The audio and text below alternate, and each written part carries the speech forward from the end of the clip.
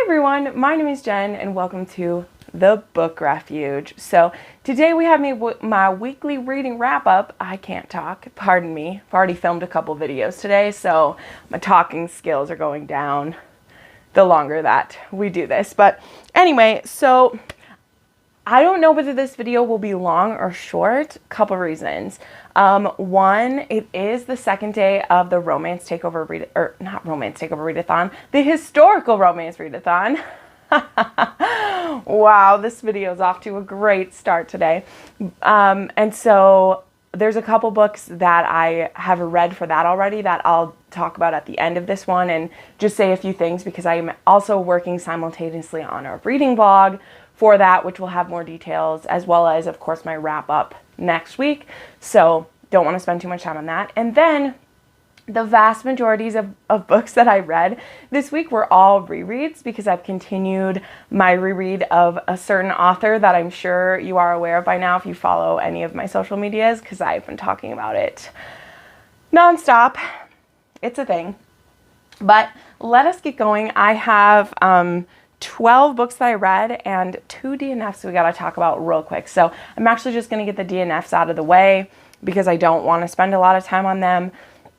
The first one was Mistress of Pemberton.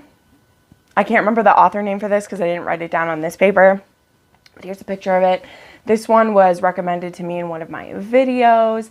I definitely want to try it. It is billed as a Pride and Prejudice sequel, and it has some dark desires of Mr. Darcy in it, and there's definitely some BDSM elements in it, and so I was very excited to try it because I'm definitely willing to read erotic retellings of other stories. Like Sierra Simone has some that I really enjoy, and I wanted to give it a go. However, it just was not for me. I don't feel like it should have been called a Pride and Prejudice sequel because the only thing similar about the characters is that they kept their names the same.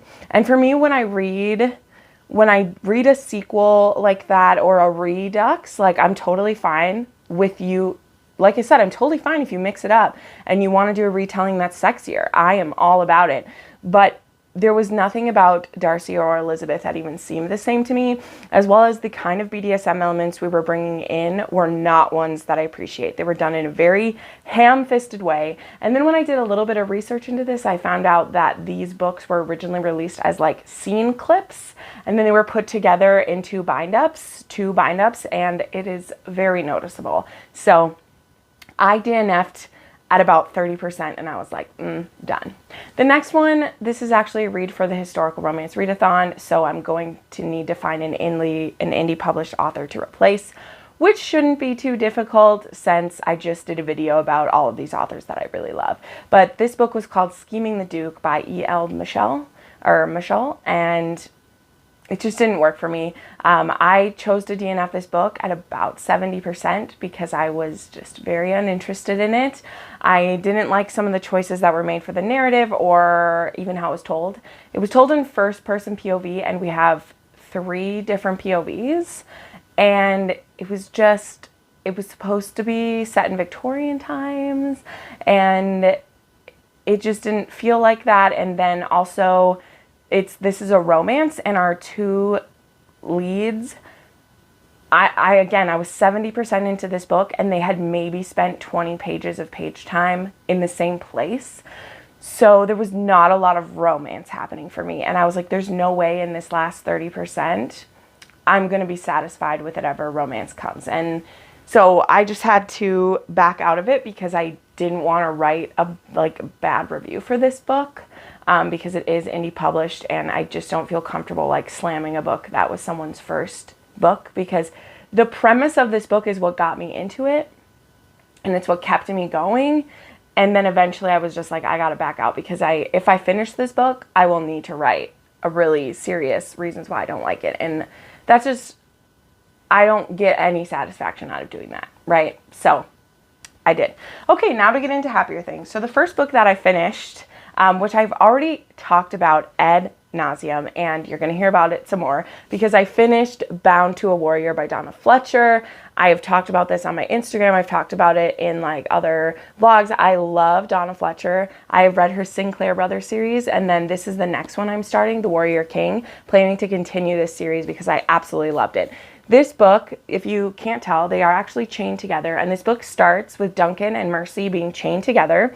And they're being taunted by the king's soldiers at the edge of a cliff. And they're saying, you can either jump off this cliff into the ocean and see if you survive, or we can kill you and we're going to dump your bodies over anyway. So they both look at each other and they decide to go for it. So they grab hands and they jump off the side of this cliff in the first chapter of this book.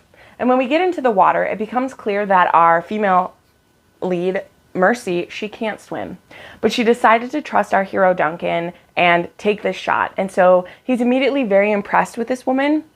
And then we become on the journey with these two, who they both have secrets. There was reason that the king was after both of them. This is actually a medieval Scottish book, so it takes place in the year 1005. And at the beginning, there's this prophecy about these 4 warriors who are almost like brothers, and among them, the true king hides. So in each book, we're going to meet one of the brothers, and they were all raised together, even though they're not blood brothers, and one of them is the king. So in this book, like, we don't know whether Duncan is or not. And then Mercy, she's running from the king for a specific reason as well that we don't know. And so I feel like the way things were revealed was very well. Like, I was never frustrated not knowing more, because we would get snippets a little bit at a time. And honestly, there was a reason why I read the Sinclair brothers before I read this book, because I did just want to jump into this book because it has the most beautiful cover, like one of the most beautiful covers of the year that, like, I've seen.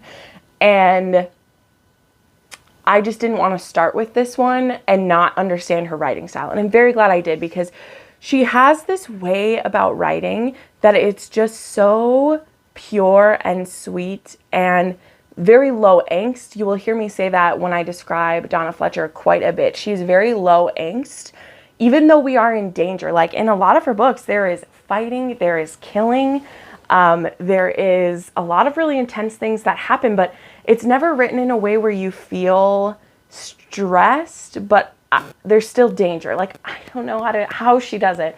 Also, this book was very sexy. These two are stuck together for like 60% of the book, which I was not expecting. They are going through the Highlands trying to hide from the king's soldiers, and they're running into people, and nobody has the proper tools to disconnect them. And Duncan is completely enamored with Mercy, and she really thinks he's quite the hunk as well. But he's so respectful and protective of her, and she's also not a wilting flower at all. Like, she realizes they're in a tough position. There are times when they need to, like, dry their clothes and take them off and literally huddle together for warmth. And though she, definitely is virginal, she's not, like, irrationally so, which is something that can happen in historicals. Like, this woman knows about the male body. Obviously, we don't know why she would, but she's like, I understand that you're getting turned on when we need to huddle for warmth, and I'm not frightened of you. And I just love it. And this also is very sensual. And Duncan, he is on my book boyfriends list, guys. He is so swoony. I was sending Crystal like snippets of quotes that he has and things that he says to her, and it's very clear from the beginning that she's very jaded. Again, while still being this virginal woman, she's very jaded by love. And it's funny because it's like she has like a secondhand jadedness is what I would call it. And Duncan just believes in love because he's seen it from his adoptive parents, and he's like, Mercy, it's going to be okay. So I don't know. That's enough gush about this one, but I absolutely adore this book. Donna Fletcher, spoiler alert, guys, we are reading a Donna Fletcher for book club, for my personal buddy read book club next month. And I'm very confident in my choice now because I just love her stories and I want to read all of them. So I hope you will want to do that with me. That announcement will be going up on Tuesday or Wednesday. You'll get to find out. We'll go through everything else and then we'll go through the series. So then I read My Teacher by Sam Crescent. This book is a student teacher age gap. This also has a plus size heroine who is about to turn 18. And it has a teacher he was a former bad boy. Like, he used to be a real bad boy. And his parents are both lawyers, so he's had a pretty privileged life. And he's a teacher at this school. And there's this girl there who gets bullied all the time. And so he sticks up for her. and she's really neglected by both of her parents, and they end up having a connection together, and, you know, it's a forbidden student. It's one of those where, like, he is a bad boy teacher, so he literally has rules where, like, don't fuck a student and don't fall in love with a student. I'm like, why would you need those rules if you haven't been tempted by it before? So I don't know. This was going really good for me, except for 2 reasons. And so I ended up giving this a 3.5 star, and here is why. Because everything was going good. I liked the build up to them being together. I didn't have any problem with their relationship. Where I had a problem is that, number one, our heroine, just her parents just ruined this book for me. Like, it was one of those where it's so unbelievable. They would travel and, like, leave her home alone. There is a really swoony scene where, like, they're gone for a holiday and she's home alone and is sick, and her boyfriend teacher has to come and stay with her, and because her parents literally, like, abandoned her. And yeah, and then there was a lot of random time jumps for amounts of time, and I just wasn't a big fan of that. And so at the end of the day, I ended up skimming the last little bit. You know this about me. I hate time jumps when they're unnecessary to me. And the time jump that was thrown in here, like, there's a decision that the teacher makes that he just didn't need to make because, and so, yeah, I ended up having to knock a star or so off of this because it just drove me crazy. Sorry, I had to change the angle because the light is always a move-in, don't you know? Okay, then there was Cruel Idols by Sorcha Black. This was recommended to me on my MMF romance, and this is one that, like, if you read the reviews, people will tell you that this isn't romancy romance. This is a kind of captor-captive. This woman gets kidnapped by her favorite author because she finds out where he's living, and so she bikes her bike up to his place and is going to try to get an autograph. And he's a really paranoid recluse because of some things that have happened in his past. And so he believes that she's trying to steal information from him and, like, steal his books. And so he kidnaps her and makes her stay there with him and his writing buddy, who is also his lover. And they're both dominants, and we end up in, like, dom-sub situation. And then she starts writing a book too, and then they start acting out different scenes, BDSM scenes that she would want in her book. And there is a particular scene with pet play that caused me to start angry crying, and it happened at 70%. This book was riding at about a 4 star, not gonna lie. Like, I don't mind a little bit of degradation in a book, and I liked the dynamics because one of the heroes just wasn't really softening towards her. And then the other hero, he was, like, soft towards her, but when they would play, he would just go all out. Like, they would just go all out. And a couple of things I didn't like. She has a safe word. So it was following, like, proper BDSM stuff, and they would check in. But the one hero who seems to be the more fun, I don't know how to describe this. He seems to be the more fun guy. He's the one who goes too far very often, and she will go into subspace and not be able to use her safe word, and we're in her POV, and it was extremely uncomfortable, and I started to feel very stressed out. And now, guys, I tell you all the time, if you ever get too stressed by a book, you can stop, right? You can close the book and stop. And I just had to know she was going to be okay, so, like, I had to keep reading it because I was not okay with what was happening. And then the grumpy hero, who is more practiced in BDSM, like, steps in and he's like, dude, you need to stop. And he's like, but she didn't say for it. And he's like, are you not paying attention to her signs?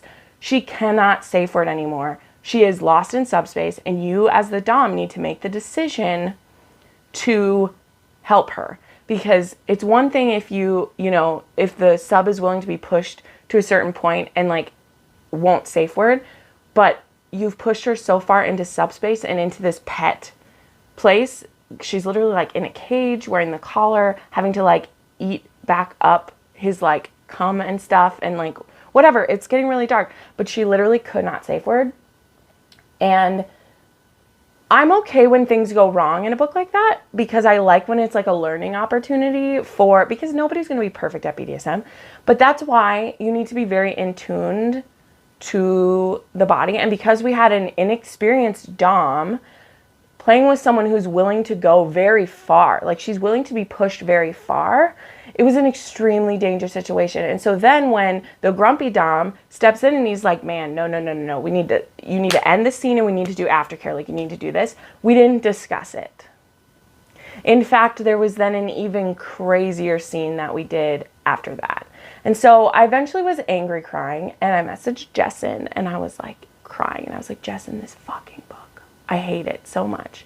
But I had to finish it because I was at 80% by this point, and I had to know. So I'm telling you guys, like, be cautious about this book. I ended up giving it a 2-star. I do not recommend it. I don't want to read it again, but yet it wasn't horribly written is what's keeping it from a 1-star for me, because it was well written. I've read other Sorcha Black and I love them. So this isn't against the author, and an author can tell as dark of a story as they want, but this was not a ride I felt safe on, and it was not a ride that I could see the logic behind it. And then when we had these like scenarios we got into and we didn't discuss what went wrong, like the sub, then she's not a smart sub at all, because she won't then say what about it really made her uncomfortable so that we can fix it next time. We just like went ahead with more. And that I'm just like, this is how people die. Like for real, this is how people could die in a BDSM situation. And I like, because she started choking and stuff when she was like eating anyway. So I wasn't going to rant too long about that one, but I had to. So Cool Idols was a 2-star for me, and I do not recommend it. But maybe that'll mean you'll read it, because I know y'all are risky, but I was disappointed. Then I read Roommate by Sarina Bowen. This was a new release. This was sweet. I actually gave this a 3.5 because I just don't like the story that was being told. And I'm sorry about it. I love Sarina Bowen's Male Mail. I love Him and Us, and I also love her book that's in her college series that's Male Mail. But here's the thing. Number one, it was in the middle of when I was reading a series that I really liked, which we're going to get to those books. I'm going to talk about them all in order. And so it was boring me. Like it was boring me. It wasn't working for me. And then because it's a male mail, we have the trope of like, I'm afraid to tell. And I'm so sick of those. I don't want to read male mail where we're like afraid to be together. And I know that's realistic, but like I love the fantasy of romance, and it was just a bad idea to read it. Like I didn't know that it was going to be one where we were like afraid to tell. And so I should have looked at that better. Even though like it's super hot,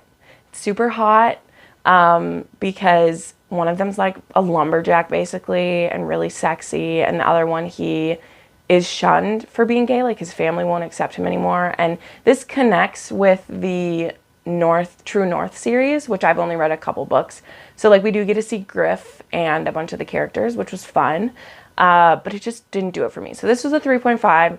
I wish I had just didn't try to push through this because it was a new release. I wish I'd waited till I was in the mood for a quieter book, because I just wasn't in the mood for this, and I made myself read it. And this is why you stick to your mood when you're a mood reader, and you just ride it out, because otherwise you force books upon yourself that weren't meant to happen.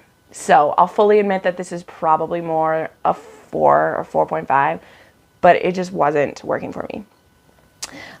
Then I finished The Lost Duke of Wyndham. This was one of my book club, the Rake Appreciation Society reads. I will link the video up above from our live show with Crystal. It was awesome. Thank you for sticking with us through the technical difficulties that we had. It was a thing. This one is about Jack, who discovered like he may be the Lost Duke of Wyndham, and there's somebody else who is currently the Duke of Wyndham, and he might actually be the true heir. And so this is him going, like, he's a highwayman at the beginning of this book, and he actually robs a carriage with his grandmother in it. But he doesn't know this is his grandmother. But she recognizes his voice as sounding exactly like her son's, and he looks exactly like her son, who died 30 years ago. And so this is a duet with Mr. Cavendish, I presume, which I read last week. And it was really fun. I ended up giving this a 4.5 star. I liked it better than Mr. Cavendish, I presume. Jack is a very swoony. He believes in love, and when he falls for Grace, who is a companion to the Dowager Duchess, who is a crotchety old bitch, like, she's a bitch. She is. She fits into the cranky old lady trope. And he's just so swoony. It's great. It's fantastic. It definitely holds up. For me, I really liked this. Again, though, I wasn't totally in the mood for a softer historical, but book club books have to get done. That's how it goes. And I did really enjoy this. Definitely check out some older Julia Quinn. You know, after you read Bridgerton, or maybe you don't want to read Bridgerton, I highly recommend her books. I actually have a video I did quite a while ago that is breaking down every single book Julia Quinn has written, if you want to find some. So I'll link that up above as well. I read Hotter Than Ever by Elle Kennedy. This was recommended to me on my MMF video that I made as well.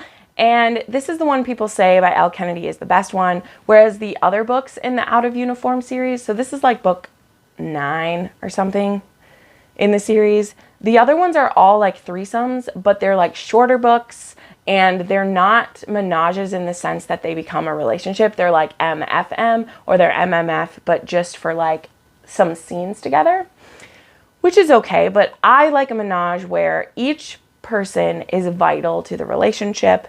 And for this book, for me, this one is this woman. She gets left on her wedding day, and so her fiance, her now ex-fiance, his brother ends up kind of sort of kidnapping her and bringing him back to his home where he lives with his roommate slash lover. And the things that annoy me the most about this book is that he invites her to stay, practically makes her come stay, and then proceeds to be annoyed that his lover slash roommate is really attracted to her, because they love each other. They do. They don't admit this for a while, but like, they love each other, but they do need a woman because they're both too dominant. And so they know that they still like having women as well. And I love that kind of setup. I really do appreciate it and enjoy it. But with this one, like, Dylan was just such a little bitch about it. Like, he's the one who invited her to stay, and then he's like rude to her for most of the time until Aiden, the roommate slash lover, steps in and does something about it. So this had a real rocky start for me. And the only reason I finished it is that there was a like free audio upgrade with the Kindle. So I listened to this, but it was not my favorite, and I gave it a 3-star. Then the last one that's not part of this big series is I finished A Notorious Vow yesterday, which is one of my reads for the Historical Romance Readathon. This is by Joanna Shupe. I decided to read this one first to get it out of the way. And I really liked it. I listened to it on audio. This is about a deaf, grumpy hero and a woman who she is walking through his garden and his dog scares her and she falls and hits her head. And she wakes up in his parlor, and he has brought the doctor to check in on her. And she asks if she can keep coming to his garden. And he's like, no, I don't want people around. Well, she does it anyway. And then they end up becoming friends. At the same time, her parents, so this actually takes place in the US, and like they're from England.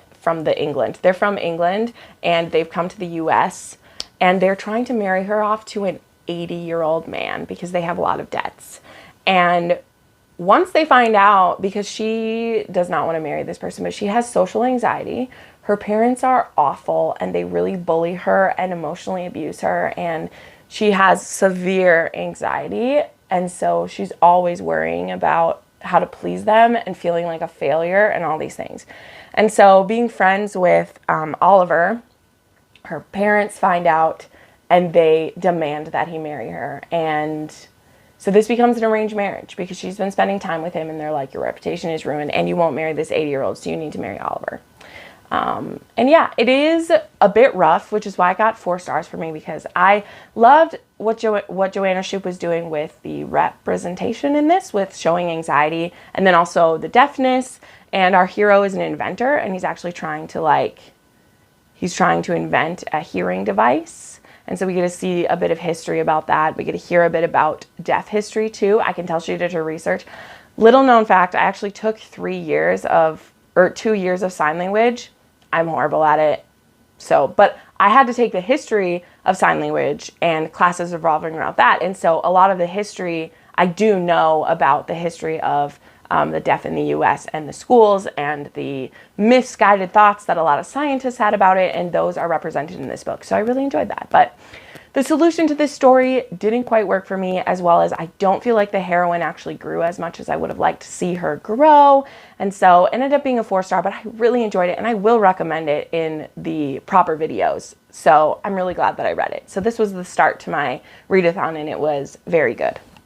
Okay, we finished all the books that aren't in this series, so let's talk about them. And I'll try not to ramble too much, but I've been rereading Cora Reilly's books. I think you knew this from last week. I had read the first 2 and I have continued with that. So I read Bound by Hatred. This is the only one that I still have the old copy, so I will be getting the new reprint of this soon. I just didn't have it in me to spend more money right now, but this one is about Gianna and Matteo, and they have been arranged to be married, and Gianna just wants to do about anything possible but to marry Matteo.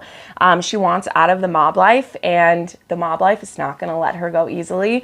Gianna is a hard one to stomach, and in the reread of Bound by Honor, I was like, oh yeah, I forgot that Gianna is such a bitch and she drives me crazy.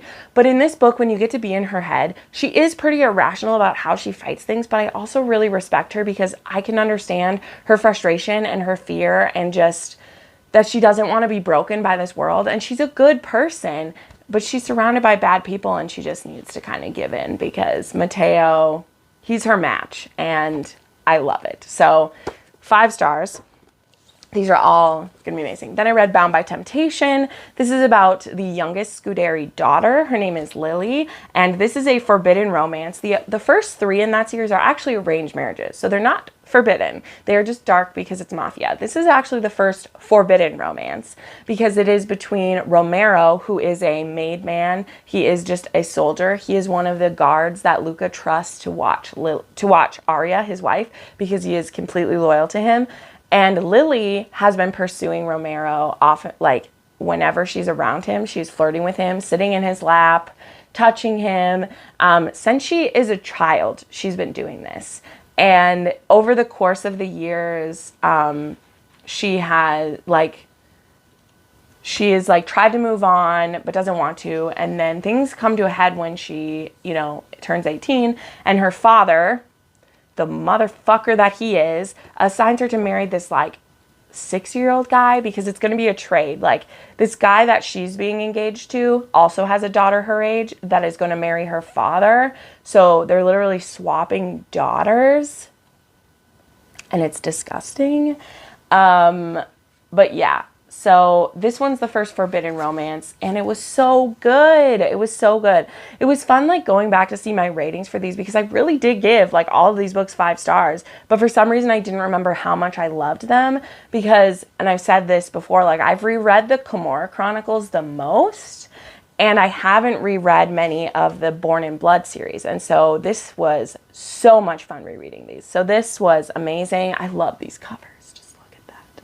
So this was fantastic. Then, guys, we have a 6-star. This book went from a 5-star to a 6-star. And this reread is going to be one of my favorite books of 2021. I'm telling you now.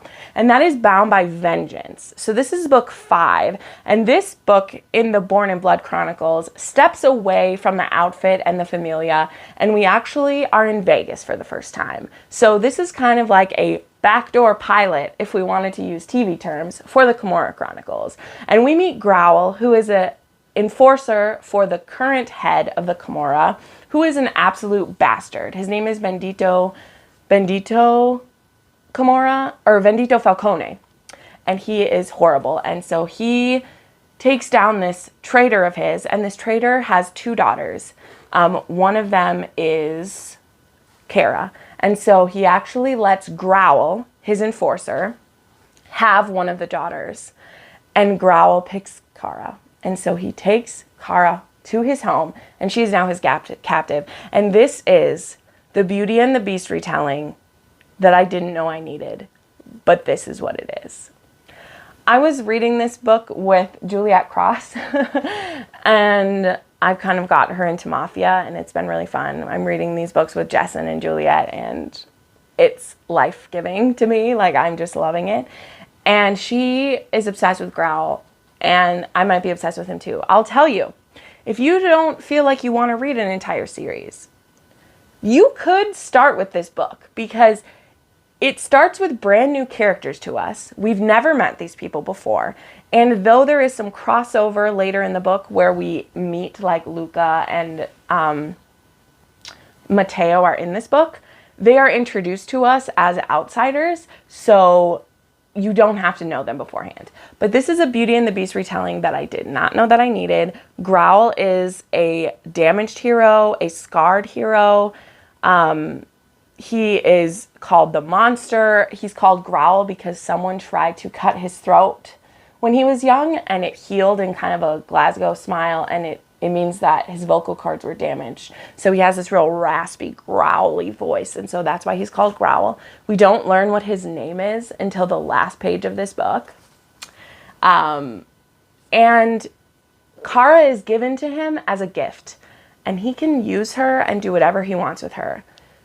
But Growl's never had anything nice, and he sees Kara as not someone he wants to punish and abuse, even though he thinks that's how she'll feel about him because he's a monster. But he goes about treasuring her in some very interesting ways, and it's beautiful. Like, this book was so beautiful. I mean, it's still a dark romance, and it is taboo because it's a captor-captive situation, but it's so sexy and beautiful and longing, and there were so many things that I highlighted while doing this reread, and I can't believe that, like, I gave this 6 stars. This is 6 stars, hands down. Growl is amazing, and I loved it so much. Then I read Bound by Love. This is a repeat character, so this is actually Luca and Arya again, and it actually goes through all of these books from their points of view, and then it also has some additional stuff at the end. This book was great as a reread too. I was really marking it up this time. It was a really good time. It does read a little bit faster if you're reading it all in order, because there's some stuff that it's literally scenes that we've seen like 3 times by now, because a lot of her books like overlap each other and then go forward from there. So this was still 5-star for me though. I really understood Arya better this time, even though she still is too stupid to live sometimes, guys. Sometimes she is. You are the capo's wife. Make better decisions. Like, do better. However, this book spans 10 years of their lives together, and I feel that she does learn those things by the end of this book. And so I appreciate that, because she's very young. She marries him when she's 18, and she's a frightened flower petal, and she really does grow. And though her weakness is always her family,